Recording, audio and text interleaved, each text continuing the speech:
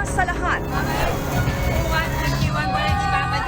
Ang masaya sanang Mother's Day celebration ng pamilyang ito sa Maynila, nauwi sa trahedya. Ang isa kasing dumalo sa party, biglang nag-amok.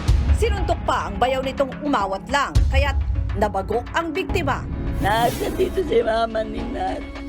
Mahal na mahal kita, nadala mo yan. Ang buong detalye sa krimen na yan, ihahatid maya-maya lang. Magandang umaga ngayong May 13, kasama ang buong puwersa ng News 5. Narito na ang mga umaaksyong balita. Ihatid namin mula mismo sa frontline sa umaga. Dating Supreme Court Associate Justice Antonio Carpio nanawagan sa Pilipinas na harangin na ang bagong planong reclamation project ng China sa ating karagatan. Registration at validation para sa mahigit 300,000 benepisyaryo ng food stamp program ng gobyerno uumpisahan na ngayong buwan. Ilang lugar sa Metro Manila na sineserbisyohan ng Meralco mawawalan ng kuryente. Sasabayan pa yan ng water service interruption. Bagong ordinansa ng Maynila, pipirmahan na para gawing pasyalan ang bahagi ng Rojas Boulevard tuwing linggo. Creamline Cool Smashers champion ulit matapos talunin ang Chocomucho Flying Titans sa PBL All-Filipino Finals. At silipin ang pasabog at makulay na pagbabalik ng Philippine International Pyro Musical Competition.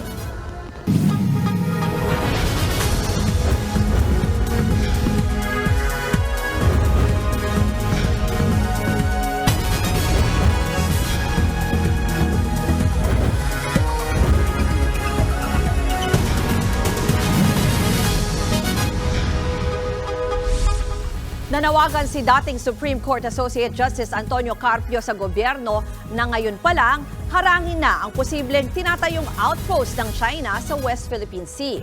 Kasunod yan ng pagkadiskubre sa mga patay na corals na tinatambak sa Escoda Shoal. Nasa frontline ng balitang yan, si Gio Robles.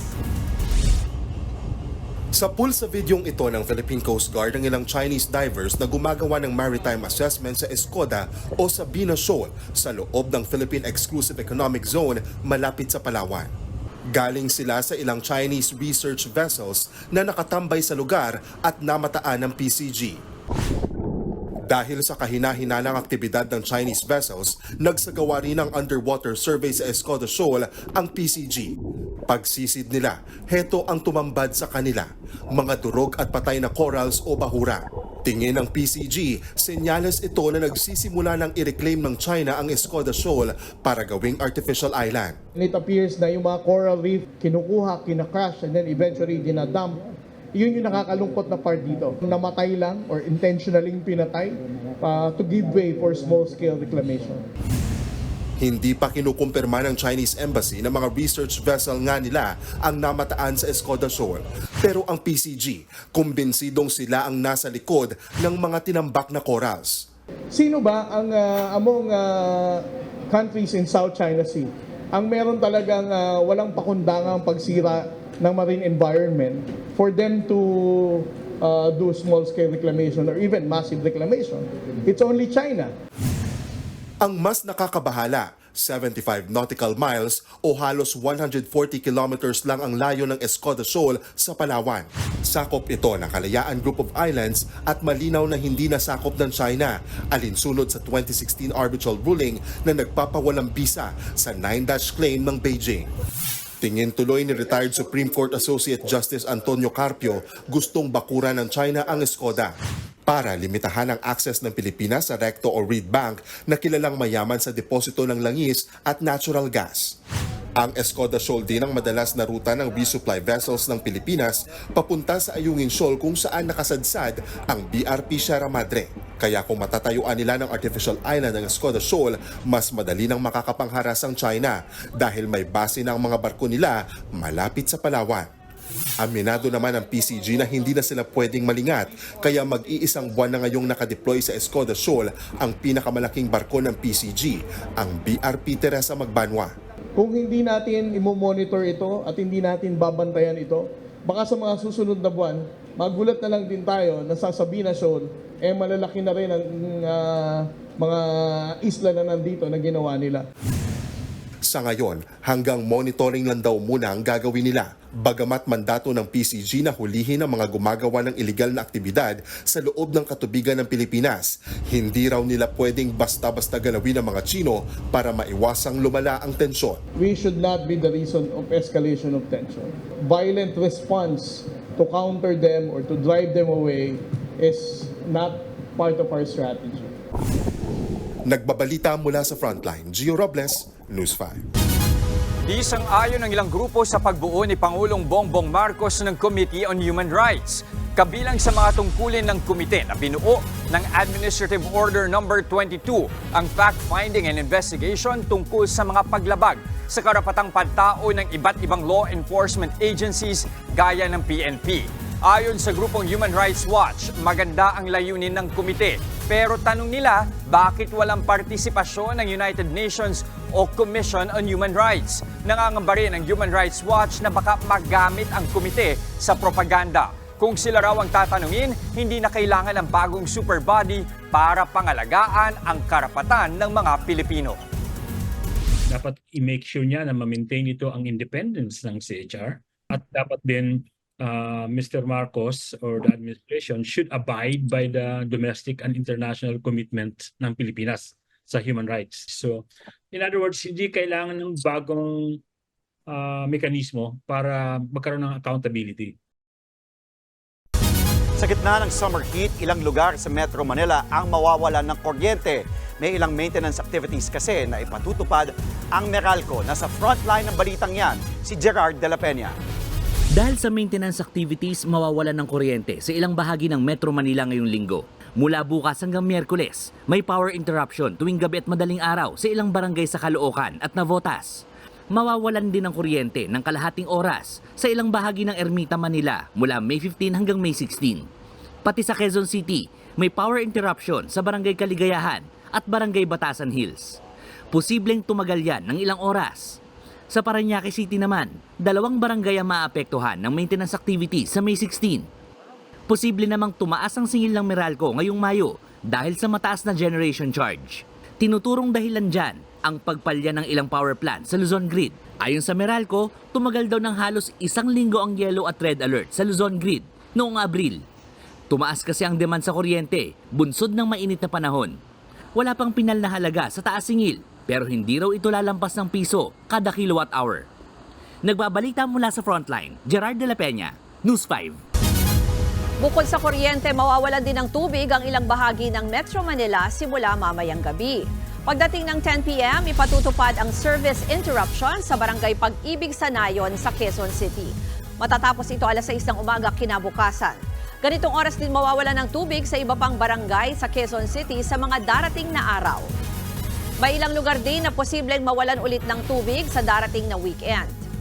Alas 10 ng gabi rin bukas, magsisimula naman ang service interruption sa Almanza 1 sa Las Piñas at BF Homes sa Parañaque. Babalik ang supply ng tubig alas 4 ng madaling araw sa Miyerkules. Ito naman ang dapat abangan ng mga motorista. Posible kasi magpatupad ng malakihang rollback sa presyo ng petrolyo bukas. Ayon sa Department of Energy, di bababa sa 2 piso kada litro ang tapyas sa presyo ng gasolina. Hanggang 80 centavos naman ang posibleng rollback sa diesel. Pwede ring bawasan ng piso ang presyo ng kerosene.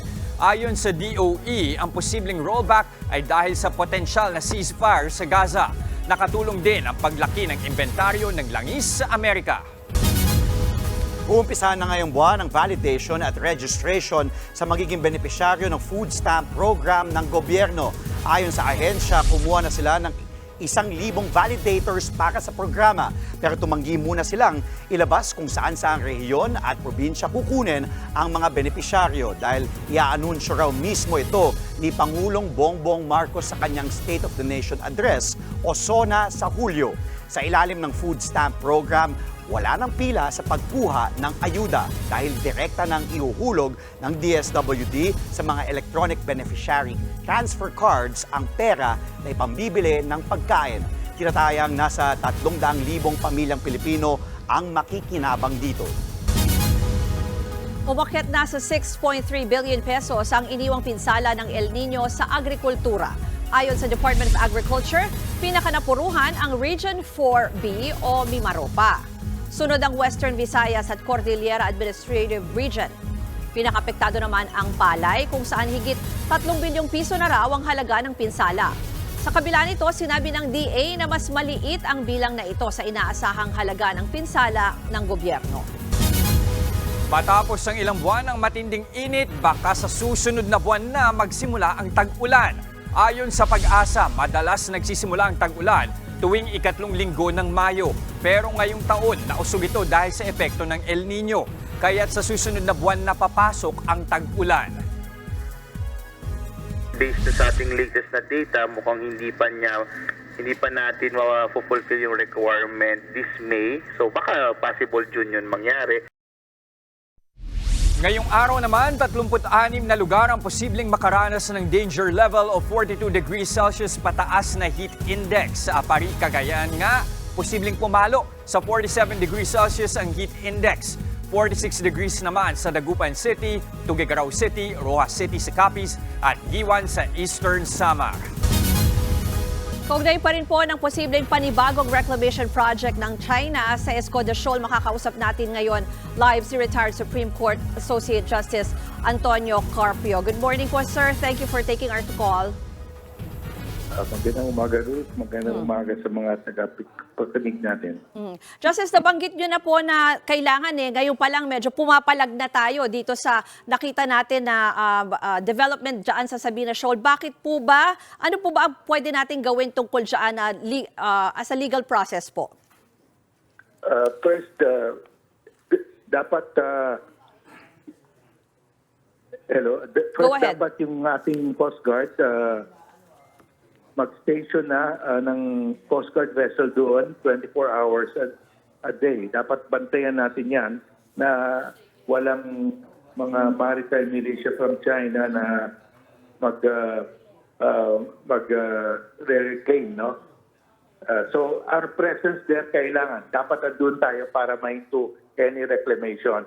Second, dapat mag-file tayo ng arbitral case for damage to the marine environment.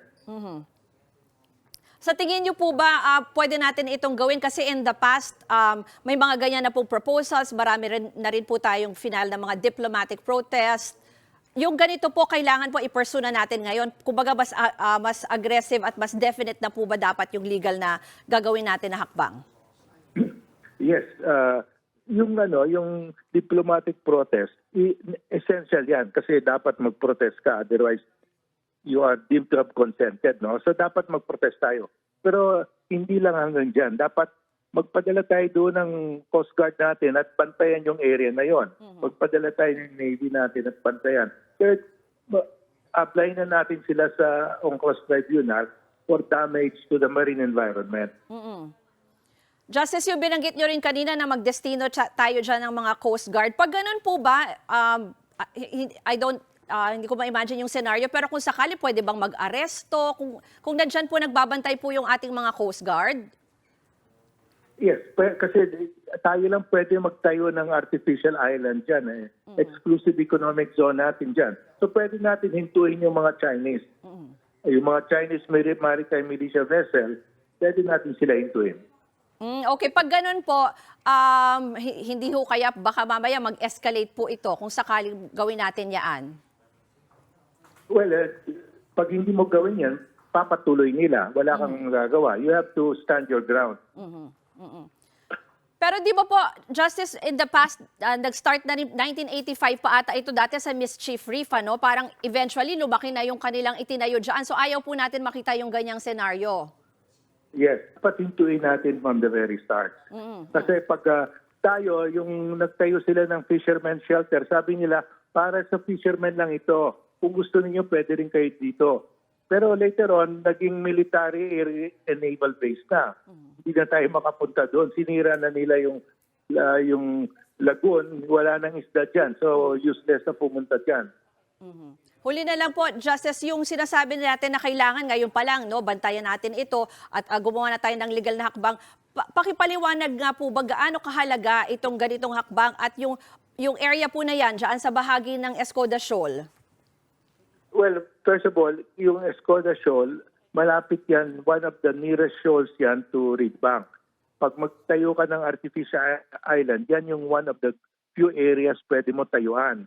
So pag nasa Escoda Shoal ka, may artificial island ka, pwede mong i-harass yung mga Philippine construction of para kumuha ng gas sa Reed Bank. Pwede nila i-harass yung survey ship, drill ship natin doon. Huli na lang po, Justice Carpio, yung i-reiterate lang po natin ang panawagan po natin ngayon sa gobyerno na we have to move and stop kung ano man yung ginagawa nila dyan sa paligid po ng Escoda Shoal. Yes, dapat hintuin natin by the 24-hour presence every day of our Coast Guard there. No? Dapat bantayan natin kasi pag hindi wala tayo dyan, tatayuan nila yan ng artificial island. Maraming po salamat sa inyong panahon si retired Supreme Court Associate Justice Antonio Carpio. Samantala, nag-uumapaw naman ang supply ng mangga ngayon sa probinsya ng Isabela. Ang ilang magsasaka itinapon sa tabing kalsada ang mga hindi na ibentang mangga. May iba namang ipinamigay na lang ang prutas sa mga kapitbahay para mapakinabangan pa rin ito kahit paano. Ayon sa mga mango farmers, binabarat sila ng mga middlemen na 7 pesos kada kilo lang ang alok. Nangako naman ng Department of Agriculture na tutulungan ang mga magsasaka. Nagpadala sila ng truck para ihatid ang mga nasabing mangga sa Kadiwa stores at sa iba pang palengke. Susunod, Mother's Day celebration sa Maynila na uwi sa suntukan ng Magbayaw. Isa, patay. Kotse nahulog sa ilog sa Camarines Sur. Isa patay. At silipin ang bagong pakulo ng Maynila para bigyang espasyo ang mga namamasyal at gustong mag-ehersisyo. Yan at iba pang mga balita at impormasyon sa pagbabalik ng Frontline sa umaga.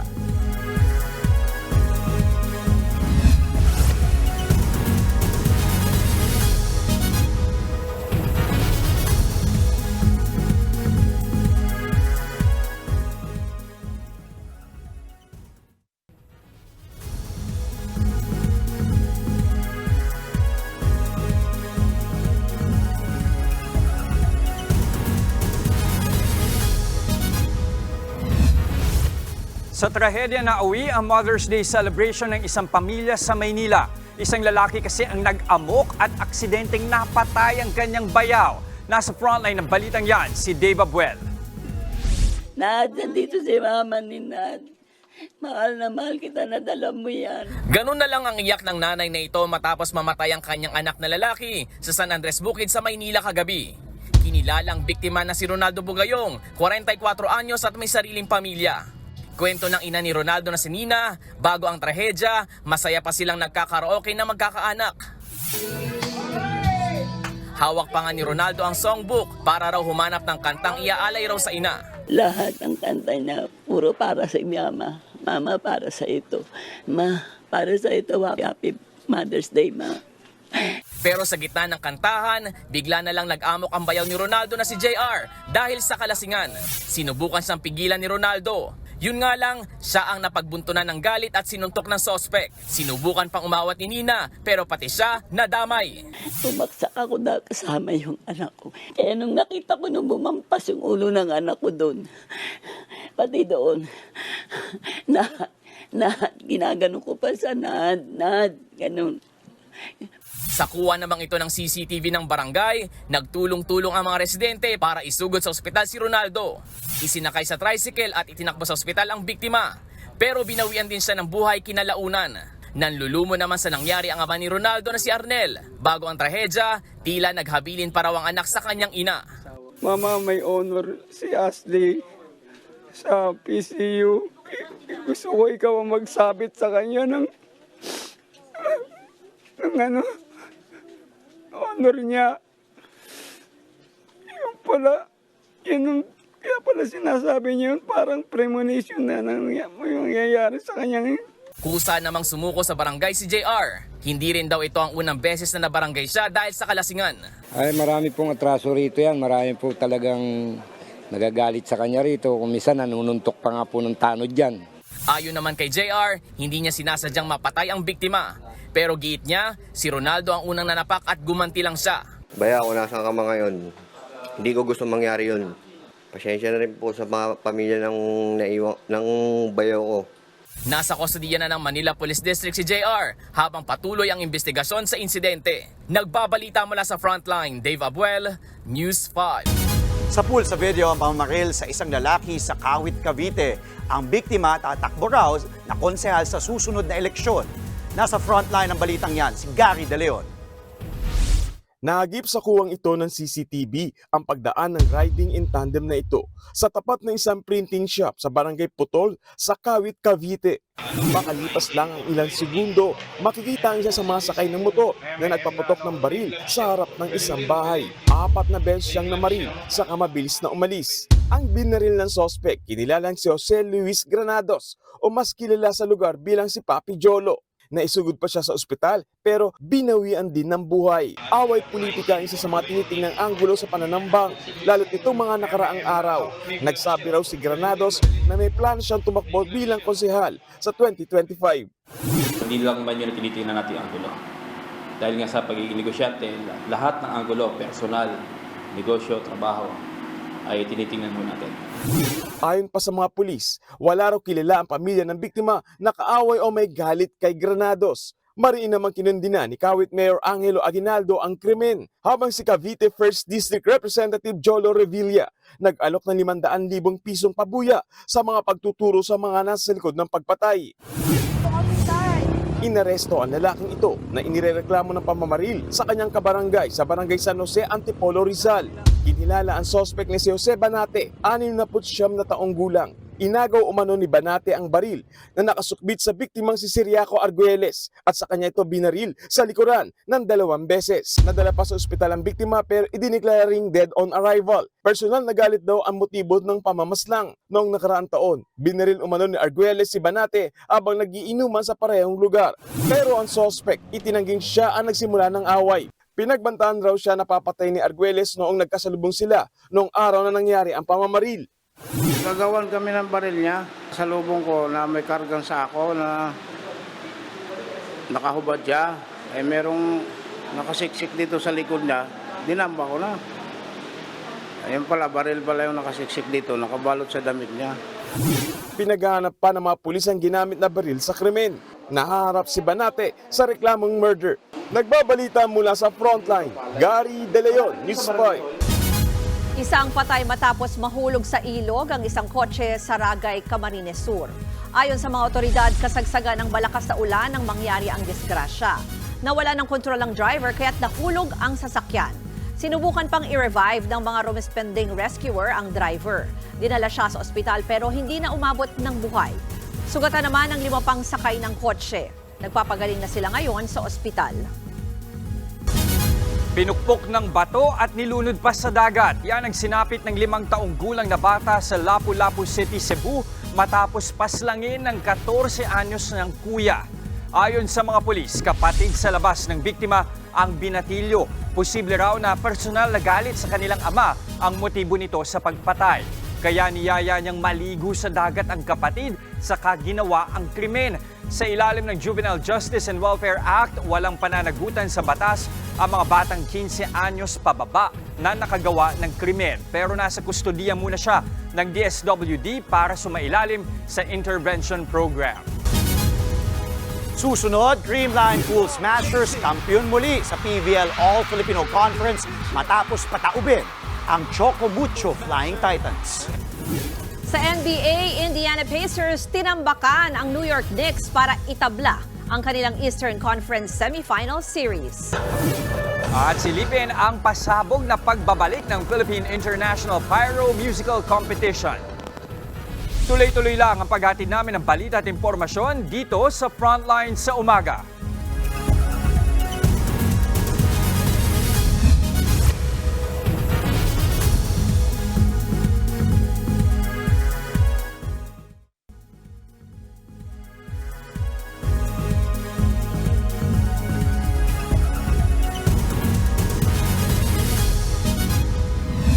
Ngayong araw na Napipirmahan ang ordinansa para ipatupad ang car-free Sundays sa Rojas Boulevard. Yan ang hakbang ng Manila LGU para bigyan ng espasyo ang mga residente ng lungsod na gustong mamasyal pag-weekend. Nasa frontline ng balitang yan, si Ian Suyu.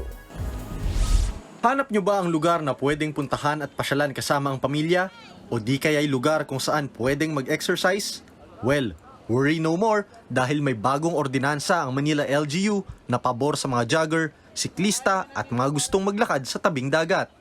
Iyan ay ang City Ordinance 9047 o Car-Free Sundays. Sa ilalim nito, isasara ang bahagi ng Rojas Boulevard mula alas 5 hanggang alas 9 ng umaga. Yan ay para bigyang daan ng mga residente at dayo na mamamasyal sa may Rojas Boulevard nang walang kaagaw ng mga motorista. Kahapon, ginawa ang unang dry run ng Car-Free Sundays. Madaling araw pa lang isinara na ng mga tauhan ng Manila LGU ang magkabilang bahagi ng Rojas Boulevard. May hiwalay na lanes para sa mga gustong tumakbo at magbisikleta para masiguro ang kaayusan ng daan. Mula May 26, ipatutupad na ng pamahalaang lungsod ng Maynila ang Car-Free Sundays kung saan isasara ang northbound at southbound ng Rojas Boulevard mula yan sa may Padre Burgos hanggang sa may Quirino Avenue.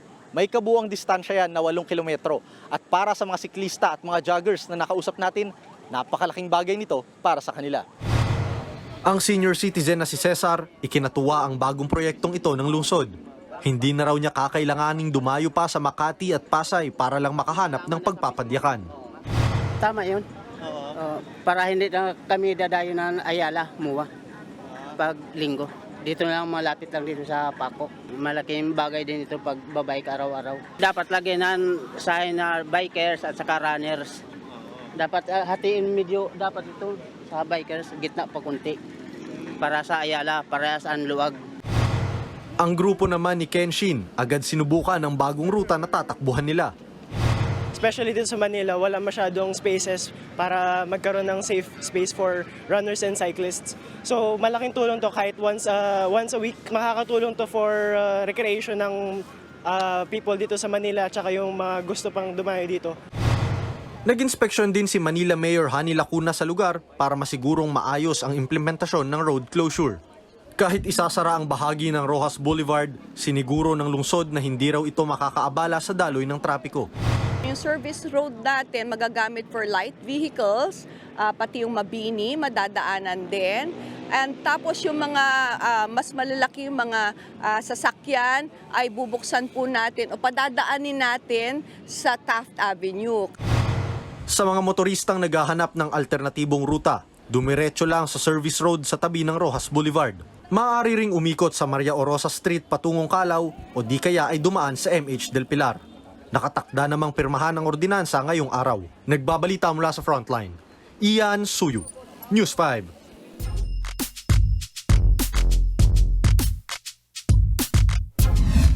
Kampiyon muli sa PVL All-Filipino Conference ang Creamline Cool Smashers matapos pataubin ang Choco Mucho Flying Titans sa Game 2 ng Finals. Ito ang ikatlong sunod na All-Filipino title ng Creamline at ikawalo sa kasaysayan ng franchise. Isang set na lang sana ang kailangang ipanalo ng Titans pero napahaba pa sa 5th set ang laban. Dito nag-deliver ang Creamline at tuluyang nilaglag ang Choco Mucho 20-25, 25-20, 22-25, 25-22 at 15-11. Itinanghal na Finals MVP si Gemma Galanza matapos umiscore ng 20 puntos. Samantala, panalo naman ang Cherry Tigo Crossovers kontra Petrogas Angels sa Game 2 ng Battle for Bronze. Pero walang naging saysay ang panalo na ito dahil hindi na umabot sa Game 3 ang finals. Tabla na ang serye sa pagitan ng Indiana Pacers at New York Knicks sa NBA Eastern Conference Semifinals. Yan ay matapos tambakan ng Pacers ang Knicks sa Game 4, 121-89. Umabot sa higit 40 puntos ang agwat ng Pacers sa Knicks sa 1 punto ng laro. Babalik sa New York ang serye na tabla sa tigalawang laro. Samantala sa West, nagsimula na rin ang bakbakan ng Denver Nuggets at Minnesota Timberwolves sa Game 4. Galing ang Nuggets sa panalo nitong Sabado para makuha ang una nilang panalo sa serye. Balak naman ng Wolves na maiangat sa 3-1 ang series lead.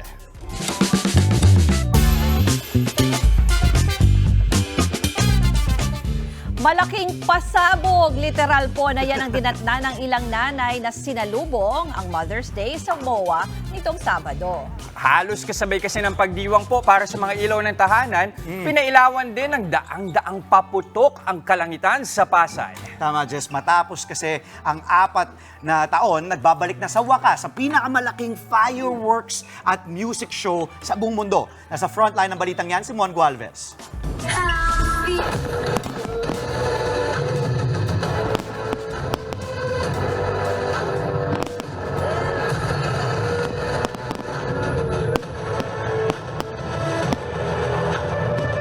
Bombastic na pasabog agad ng Bungad ng Pilipinas sa Philippine International Pyro-Musical Competition sa Mall of Asia sa Pasay nitong Sabado.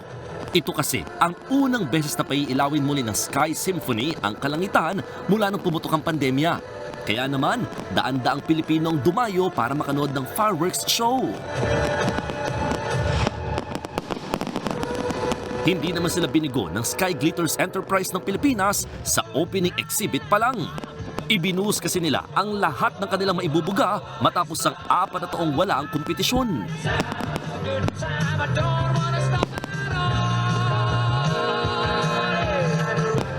Walong kupunan mula sa magkakaibang bansa ang kasali sa kompetisyon. Una na nga nagpasiklab dito ang Royal Fireworks na galing pa sa Netherlands.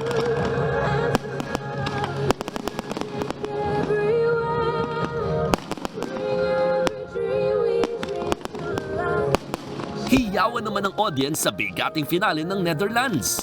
Siksik at malulutong na pasabog kasi ang pinakawalan ng Royal Fireworks.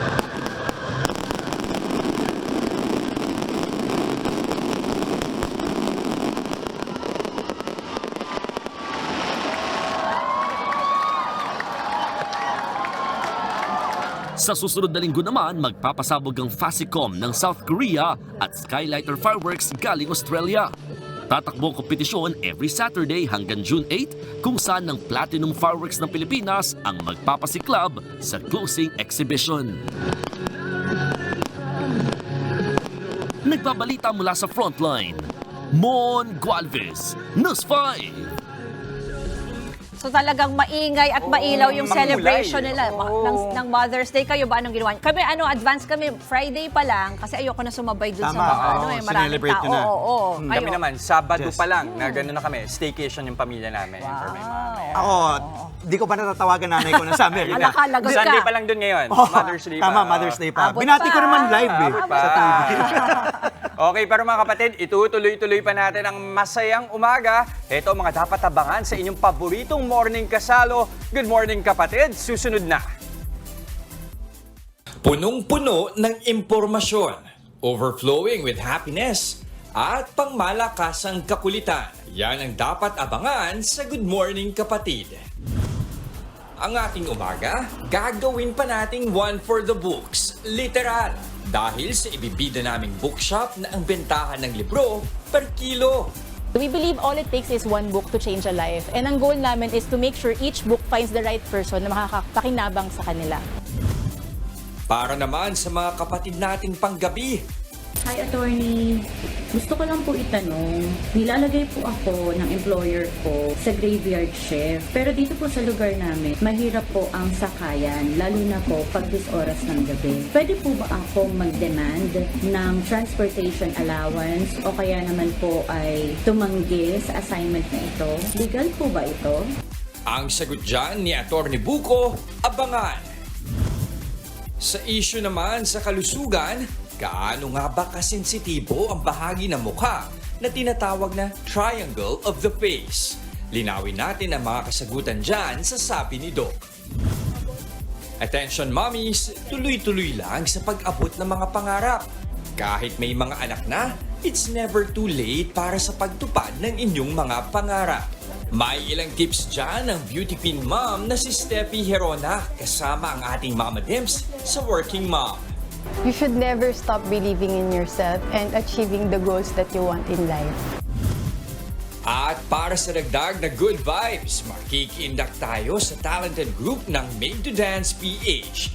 Kaya wag nang bibitiw kapatid! Join na sa isa pang session ng Morning Pampahappy sa inyong paboritong morning kasalo, ang Good Morning Kapatid. At yan ang mga impormasyong dapat ninyong malaman. Mga balita para sa may alam at may pakialam. Kami ang inyong mga kasangga sa Frontline sa umaga.